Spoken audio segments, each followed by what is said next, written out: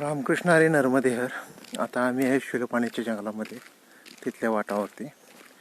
माणूस काय निसर्गाची वाट लावतो ना, याचं आज इथं बघून खूप बेकार वाटलं आणि किंवा खूप वाईट वाटलं. आपण आपल्या शहरांची वाट लावली, आपण आपल्या गावांची वाट लावली, आपण आपल्या परिसरांची वाट लावली अस्वच्छता करून. आता तेच इथे जंगलामध्ये चालू आहे.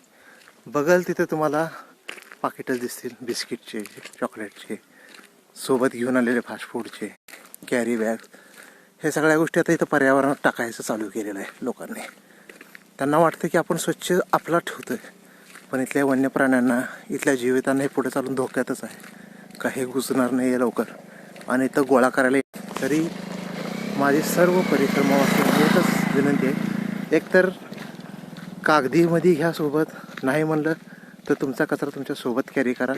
पूर्ण जंगल क्रॉस करून जिथं टाकायची योग्य व्यवस्था आहे तिथंच तुम्ही टाका. कारण हे निसर्ग परत एकदा घाण झाल्यानंतर परत स्वच्छ करायला कोणी इथे येणार नाही आहे.